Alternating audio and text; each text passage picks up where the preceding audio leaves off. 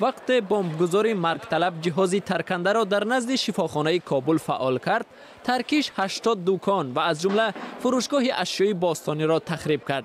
تنها در یک بینایی که می‌بینیم کمش $1,000,000 ضرر مادی ثبت شده است. اتاق تجارت و صنعت افغانستان تاکید می‌کند که حکومت باید شرکت‌ها را زیر حمایه‌اش قرار دهد.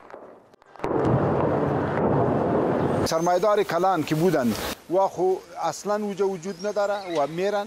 سرمایه‌دارای خرد و کوچک که بودند که علی وضعیت می‌بینند که نه فامیلشان مسئول است نه خودشان مسئول است، واقعا یک تاثیر منفی کرده بالایشان و او فرار میکنن، اولاد خود میکشن به یک جای، به ترکیه، به یک جای. در یک پژوهش اتاق تجارت و صنعت ذکر شده است که در 6 ماه گذشته شرکت‌های صاحبکاری تخمیناً 50% دارایی‌هایشان را از دست دادند. از این میان 30% به صاحبکاران خرد و میانه و از 15 تا 20% به شرکت‌های بزرگ راست می‌آید.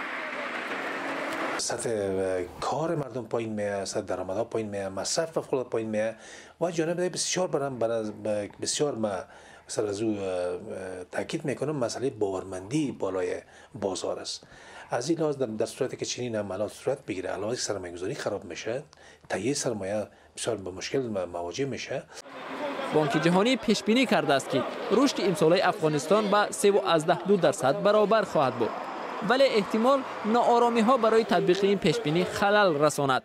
اما وزارت تجارت و صنعت افغانستان امید دارد که وضع امنیتی بهبود می‌یابد. باور ما بالای نیروهای امنیتی ما زیاد هست و با گذشت هر روز افزایش پیدا میکنه. امیدوار هستیم که توجه بیشتر هم بکنن، به خاطر از اینکه تشبثات کوچک و متوسط است که زیربنای اساسی اقتصاد کشور تشکیل میده و ما مطمئن هستیم که با هماهنگی مشترک به خاطر بهتر ساختن وضعیت سرمایه‌گذاری کار خواهیم کرد. نگرانی از امنیت باعث شد که ماه روان افغانستان از برگزاری نمایشگاهی بین‌المللی تجارتی در کابل دست کشد.